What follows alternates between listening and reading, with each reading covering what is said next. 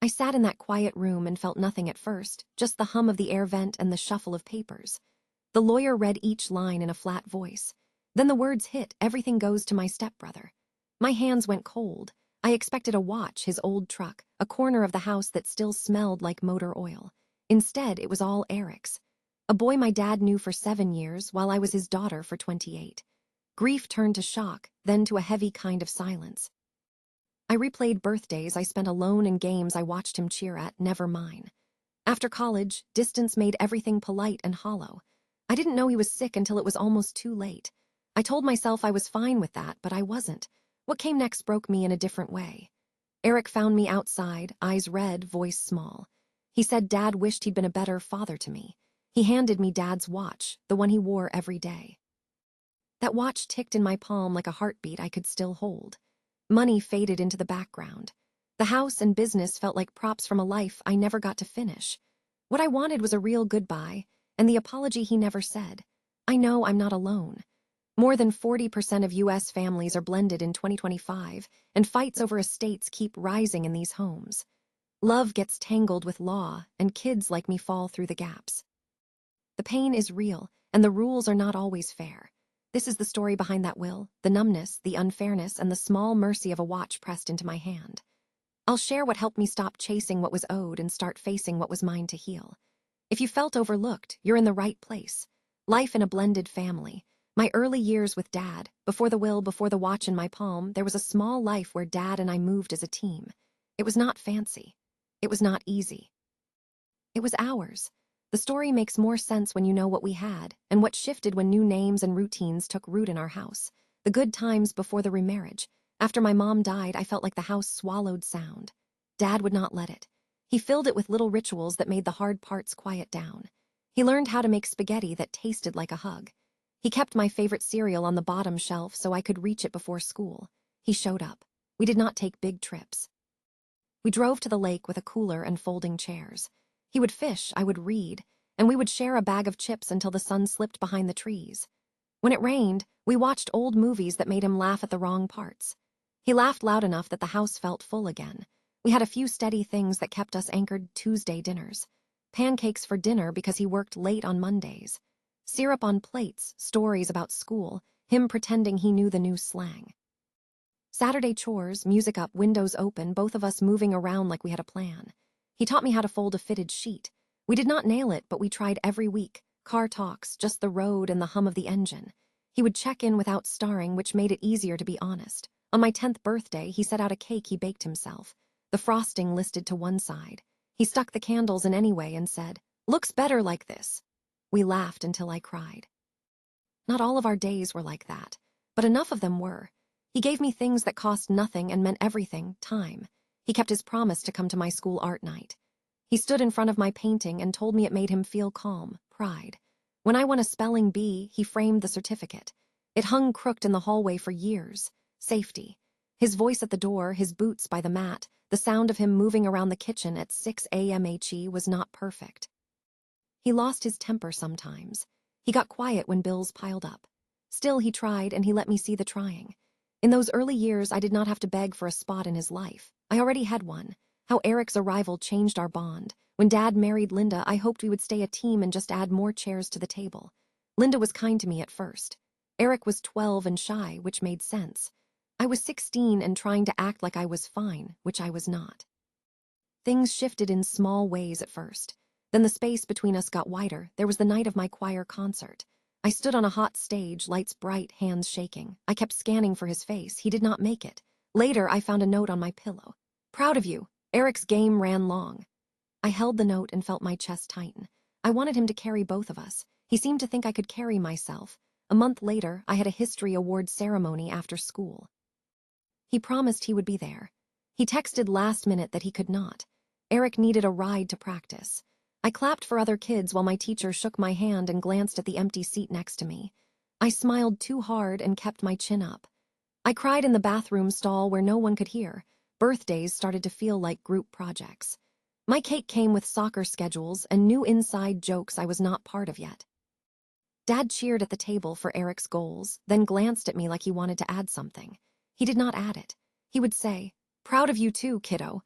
but it sounded like a line he wished he had more time to deliver. Some nights, Dad looked tired in a way that made me let him off the hook. I told him I understood. He nodded with relief, which hurt more than if he had argued with me. It felt like he wanted me to be the strong one so he could be the present one for Eric. I knew Eric needed it. I needed it too. The visiting pattern sealed the new normal. Eric's soccer championship, Dad in the stands with a thermos and a loud whistle.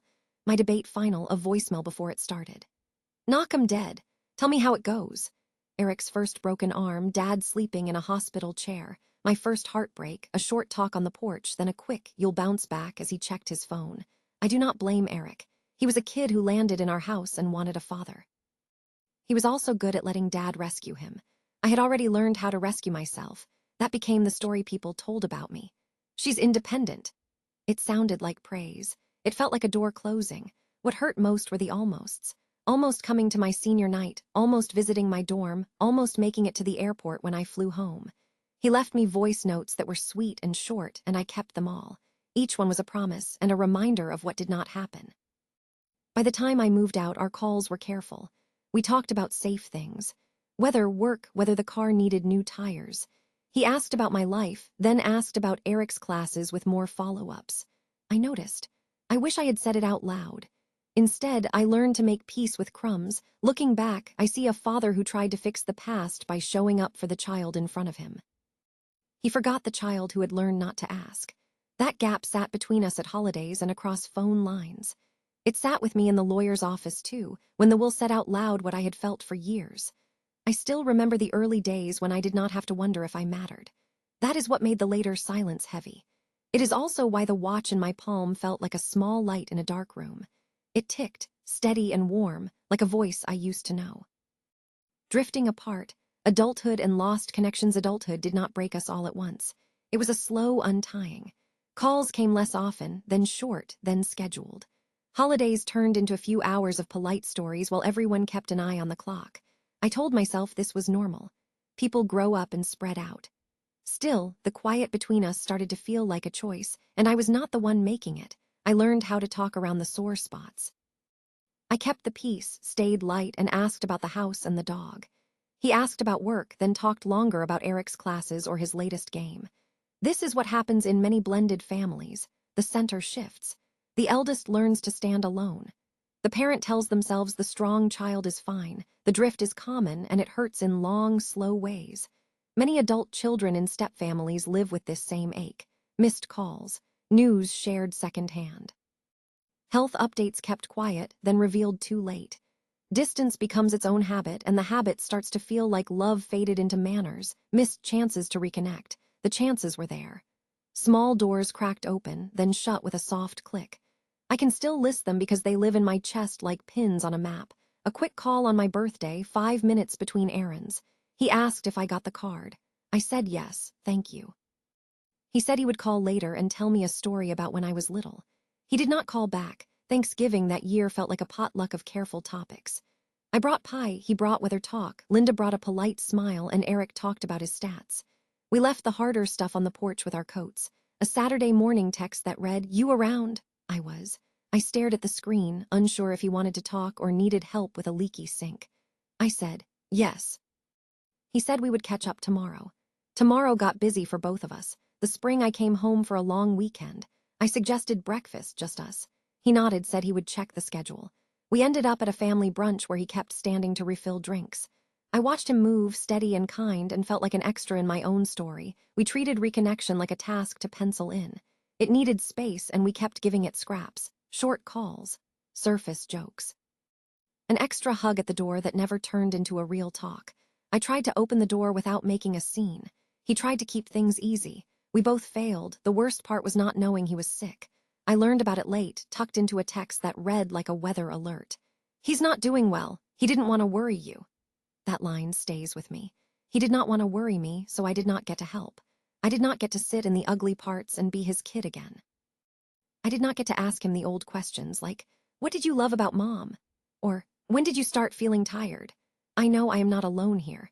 Many adults in blended families hear big news at the last minute, if at all. The lines of who tells who get crossed. The house closes ranks to keep calm, which can feel like a lock.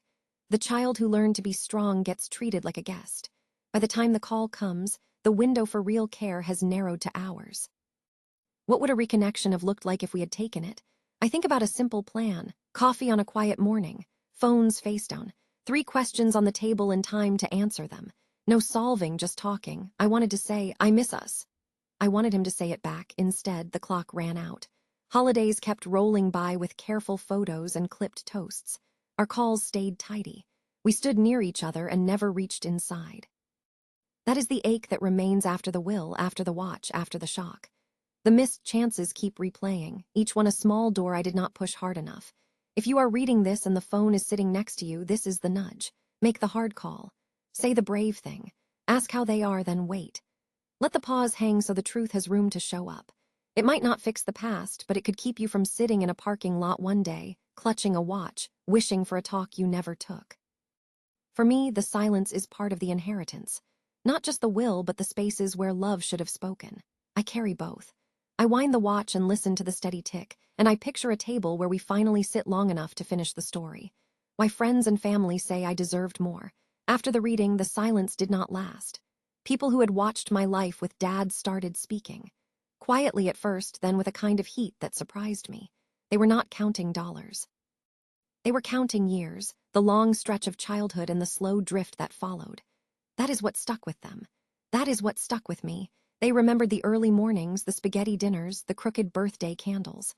They also remembered the no-shows, the almosts, and how often I swallowed it to keep the peace. Their voices felt like a mirror I had been avoiding. It was not just about an estate. It was about history, a father and daughter with a bond that bent until it looked invisible. Voices from loved ones on the unfairness. People who knew both versions of us, the loud and the quiet, had a lot to say. Their words were simple, but they cut clean. "You were there for the hard years," my aunt said. "You buried your mom with him, then helped him figure out cereal and bills. That counts. I remember you at 10, tying your shoes on the porch while he learned how to braid your hair," our old neighbor told me. "That is a family, not a footnote." "He coached Eric for 7 years," my high school choir teacher said. "He raised you for 28. He told the lawyer one story, his life told another." "I saw you in that waiting room when your mom was sick," my best friend from childhood said. "You were a kid holding up a roof. That kind of love should be seen in ink." "He missed your concert and left a note," my cousin whispered. "You kept the note. You always kept the notes." "How is that not worth the truck at least?" "It feels like he tried to make up for Eric's losses," a family friend said. "He forgot you had losses too. Your dad used to brag about your spelling bee," our old neighbor added. "He framed that crooked. That frame should have been a sign of where things go.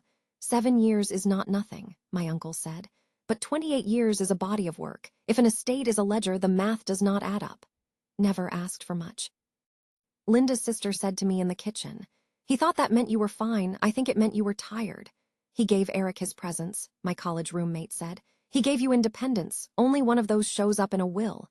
"He could see you now. He would change it," my aunt said again. "He tried to fix it with that watch. It is not enough, but it says he knew." "Does not mean equal," my cousin's husband said. "But fair means honest about the long history." This feels like the short chapter erased the long one. "You stayed soft," my best friend told me. "Even after the missed games and the small calls, that softness built this family. It should have held a place." Their words clung to me in the car, at the sink, mid-walk through the grocery store. They kept drawing the same line. Eric had 7 years of day-to-day life with Dad. I had 28 years of roots. Different kinds of bonds, both real, both messy.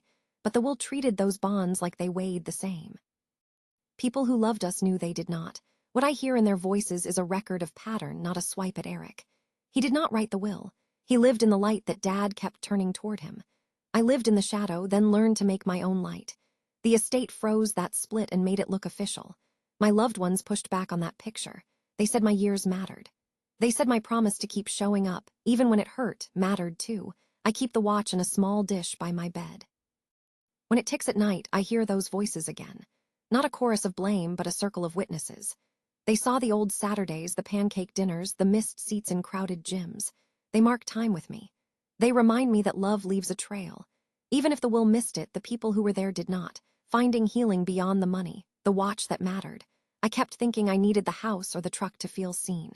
Then the watch landed in my hand, warm from Eric's palm, and something shifted. It was small and scratched, the band a little loose, the face nicked at the edge. It ticked like a steady drum inside everything that felt broken. I knew right then the money was noise. The watch was the story. Heirlooms that we actually touch carry a different weight. A watch holds skin, time, and the hours we did not get. The marks on the crystal are a map. You can trace them like roads back to mornings, habits, and the tiny choices that shaped a life. That is why a simple watch can beat a full estate. It feels like proof. It says, "You were here with me, lessons from Dad's hidden regrets." When I wind the watch, I hear words he never got to say. Not a speech, not a perfect bow, just a father tired and late to the truth, laying it down plain. "I saw how strong you were and I hid behind it." I kept showing up for the crisis in front of me. I forgot that calm kids still need a chair saved for them. I should have held both of you. I chose the easier reach. You did not make it hard. I made it quiet. That is what the watch holds more than time. It holds his admission even if he never spoke it out loud. I can picture him fastening it before work, knowing it was the one thing he wore every day. Not the truck, not the deed, not the business. The watch touched him hour by hour like a small vow he kept without thinking. Heirloom watches often do this. They are not about price tags. They are about fingerprints and daily wear. The value lives in the routine, not the auction. Scratches tell on us. A dent near the bezel says he caught it on the shed or he never got around to fixing. A thread of rust near the clasp says he washed his hands fast and often, always moving, always late. These marks become a language. If you listen, they confess things. Here is what the watch taught me about loss and repair. Presence outruns property. The item we hold the most often in grief is the one they held the most in life. That beats any payout. Stories beat signatures. A will can list assets, but it cannot list Tuesdays or the nights we waited by a gym door. The watch holds those. Regret can still bless. Hidden regret does not fix the past, but it can point us forward. It can say, "Do not repeat this." When I imagine him talking, the words are rough, not polished. He would clear his throat and stare at his hands. He would say, "I figured you were fine." Then the silence would flood the room. The watch fills that silence with a steady tick. It keeps time with what should have been said. It lets me answer back. "I was not fine, but I am trying." The watch asks for action, not just memory. It pushes me to live in a way that makes repair real. So I do small things that count. I call first, even when pride stings. I show up early, then stay for the messy part. I say the soft truth before it hardens into blame. I save people a chair and say their names when I cheer. I used to think healing would arrive as a check or a key. Something clean that proved I mattered. The watch taught me a harder, truer lesson. Inheritance is not what you get, it is what you carry. I carry his mistakes and his effort. I carry the early years that were ours and the later years that were not. I carry the choice to end the pattern. If he were here, I think he would ask me to keep the watch running. Not because it is worth much, but because it holds our pact. Keep time. Show up. Do not let silence write the story again, so I wind it. I listen. I let the tick measure my days like a metronome for change. The money is gone. The house is not mine. The truck sits in someone else's driveway. But the watch still beats. It beats like a second chance, quiet and steady on my wrist. Conclusion. The wool drew a hard line, but the lesson is soft and clear. Love is the legacy that endures. Stuff fades, titles pass, and even a house grows quiet. What lasts is the time we give and the words we say while we still can. Here are the takeaways worth carrying forward. Speak early and speak plainly. Name who matters and how. In blended families, silence turns into conflict fast. In 2025, disputes tied to stepfamilies keep climbing, with fights over inheritances up roughly 15%. More than 40% of U.S. families are blended now, and the law will not read your heart unless you put it in writing. Do the simple work that prevents regret. Hold a family meeting, even if it feels awkward. Put the plan on paper, then review it each year or after big changes. Use a revocable trust if you want clarity and control. Choose a neutral executor. Spell out personal items, not just accounts. Most of all, explain your choices so no one has to guess later. Let this story push you toward what matters most. Call your dad, your mom, your siblings, your stepkids. Ask for the talk you have avoided. Say the thing that will not wait. If you have an estate plan, update it today. If you do not, start one now. Thank you for reading and sitting with the hard parts. Share this with someone who needs a nudge. Then go make the call. Property changes hands, but presence changes lives. Write your legacy with your voice while you still have time.